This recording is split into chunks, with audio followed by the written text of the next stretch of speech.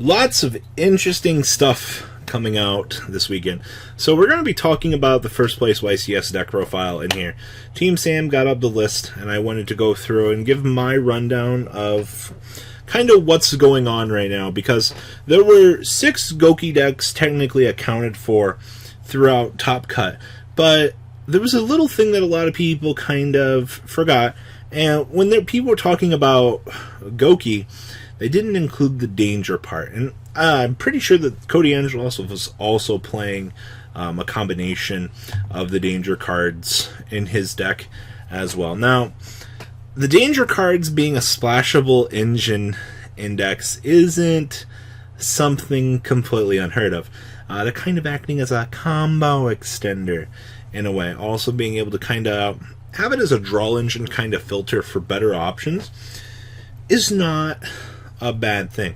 And it's become apparently interesting to a lot of people that with the introduction of Dangerous Tsuchinoko into the game, Konami might have made a mistake. Now, as for extenders and things like that, that's the reason why I say that they possibly had made a mistake, because when you look at just the mini engine itself, you know, Tsuchinoko being able to special summon itself literally no matter what, the fact that Jackalope gives you the ability to special summon a danger from your deck in defense mode, and of course you've got Nessie over here that lets you add a danger from your deck to your hand.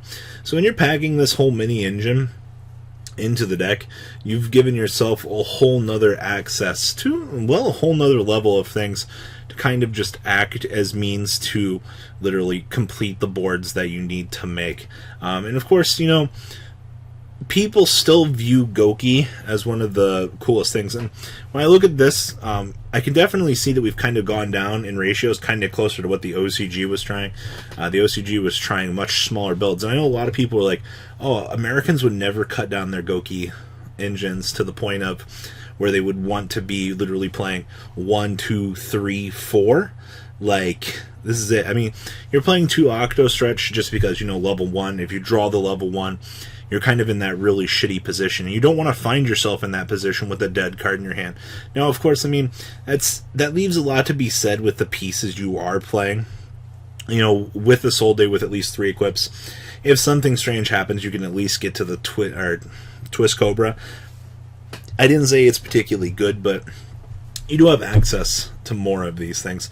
Plus, with the whole mentality right now of just reaching Armageddon Knight and Dark Rever as essential OTK factors, like built-in 1-card ups, I wouldn't be shocked that we wouldn't see these particular engines getting hit at some point. Now, with the deck being a little bit more condensed on its combo access, I think that this is probably the best way to go about playing the deck. I didn't think we would ever see a danger engine included in the deck, but contrary to popular belief and deck thinning and things, you know, you still are going to do the same thing that you've been doing. You're still going to extra lock your opponent with a new layer of added consistency for just the really cute things that you can do. And of course, I got to give it up to the winning list. I'm playing Double Mermaid. We've had that age-old debate now between 2 Mermaids, 2 Link Karibo. I definitely think that this was probably the best way to go about things, especially when you're in a high-level event like this. Being able to just go Double Mermaid for the U-Link is definitely not bad, or, you know, even triggering off other things, depending on how bad your combo has to be. But I gotta say, I'm a huge fan of Double Mermaid. I don't really understand why you'd want to play Double Link Karibo, but tutoring out for this just seems really good. I guess the 2000 double power down kind of sucks, but here's what it is. So, let's dig on into the list, shall we? 2 copies of Armageddon Knight. Now, you do play Rhoda, so as long as you can get to this, this card will literally just start your game. This gets you into Malicious, would get you into a Soul Day, start your entire combo. Once again, the whole Gouki U-Link is all about how fast you can do things. If your opponent ashes this and you don't have an extender, well, you might have a problem. Of course, the Nessie package of 3 Nessie, 1 Jackalope, 1 Tsuchinoko, and then the other best extender that you have is Dark Grepher. As long as you have Dark Grepher and another Dark Monster, you'll also be able to get the exact same effect as Armageddon Knight. Also with Dark Grepher, you can combo extend with the already shitty Malicious in your hand. I'm one of those people that already has incredibly bad luck. I can't tell you how many times I will already open up with the Malicious, and of course it's like, well, shit, I gotta get this thing out of my hand. So we are playing 3 copies of Malicious. Like I said, I hate this card, but it's a warrior. You have to play it because it just extends your boards so much.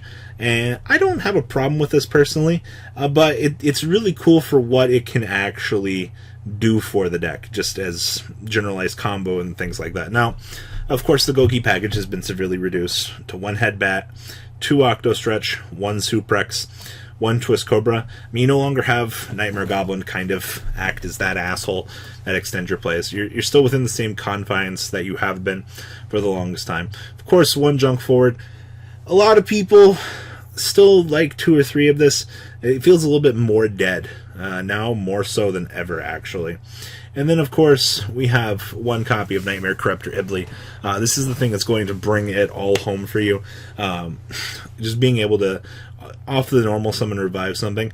And there's some really cool things you can do with this mid-combo if you actually get to the shit into the stick. This build's still playing 1 copy of Aqua Dolphin. I actually find this the most interesting because it's been so long. You've seen people kind of go further away from Aqua Dolphin, and here you are. We're back to this guy. I mean, hand traps kill this deck. And as you see, like, we've gone a little bit further down the mentality now of not really worrying about hand traps so much in this deck, which is fine. Of course, 1 Phantom Knight Boots. This is for this little fun guy here, Mr. Shade Brigadane. Banish from graveyard to add a Phantom Knight spell and trap card from your deck to your hand. So yeah, searching for Shade Brigadane is actually really cool tech. Of course, 2 copies of Called by the Grave, 1 copy of Different Dimension Revival. Honestly, the best equipped spells are just the Revival ones. 1 Phoenix Blade, 1 copy of Gouki Rematch, triple Instant Fusion. Honestly, just when shit goes wrong, Instant Fusion out your other monster. Combo Extender, Regine, pretty standard. 1 copy of Living Fossil for more Revival. Now, only 2 Magical Midfield Breaker. This is just to kind of ensure that no matter what happens, like, you don't dead draw the extra copy. 2 does not feel bad here, actually. I gotta give him credit. I actually was kind of like, I don't really like 2, but now the more I think about it, I'm like, oh, in terms of a consistency for a larger event like this, it does make sense. 1 Monster Reborn, 1 Rhoda, 1 Soul Charge, all key cards to make sure that you can win games. 2 copies of Twin Twister. I mean, Sky Striker's still present in the meta. You gotta do something about it.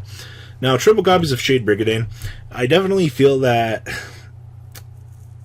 this duelist was more inclined to want to play Shade Brigadane, at least to maximum numbers, just as a warrior extender. I mean, you can only use 1 per turn, but I mean, hey, it is what it is for combo ability. Just more numbers is always good, right? Now, the extra deck is pretty standard. Looking at this, I know a lot of people were having the debate of, 2 Phoenix or 2 Cerberus. Play the game whichever way you want. I don't see that here. It looks pretty standard to me. So we have 1 Underclock Taker, 1 Trigate Wizard, 1 Gumblar Dragon. Remember, for a Link Spam deck, this is essentially what you do. You just Gumblar your opponent for 4 cards. 1 copy of Summon Sorceress, because it's the card that makes this deck go around. 1 copy of Proxy Dragon, left and right. This is probably the most important part. 1 copy of Link Karibo, 1 Unicron, 1 Phoenix, double Mermaid, the double Cerberus, double Soul Day. I definitely think we've gotten to the point that this can actually be stable now. I gotta say. And of course, the 1 card that makes the world go round. That's right, Firewall Dragon. And then 1 copy of Regine. Now, in the side deck, we do have 2 copies of Ash Blossom. Nothing too special about this. 2's fine with 2 Ogre. Now, a big, heavy side deck card. A lot of people have been talking about, oh man, how the fuck do I beat Thunder Dragons? Like, what do I do? This is not a bad call, actually. Thinking about it, being able to set down everything on their field for you to kind of do your thing, definitely good value. You got to turn off those searchers, and this shit's a quick play. You did it. And of course, we'll Magical Midfield Breaker, one Twin Twister, and then, of course, triple Impermanence, triple Red Reboot, wrapping us up. I'm more impressed with the evolution that Gouki's gone through. I mean, he did play against the FTK in the finals, so, I mean, having this for the Thunder Dragon matchup definitely does feel better. But, I mean, this is all you really have for the FTK. Like, yikes. So, guys, please leave a comment down below. Tell me what you guys think about Gouki winning the event. And, well, that's all I got, guys. Peace out. The ride never ends, guys. Make sure you enable those notifications to get the latest videos that are being posted on this channel. Make sure you guys check out VanCole40 for my Cardfight Vanguard channel. And join me and House of Champions on the Zodiac Duelist TV Twitch stream. We'll be interacting with our audiences. And please check out No Limit Gaming and LGTCG.com for the cheapest trading cards on the market. Thanks for watching, guys, and please have a good day.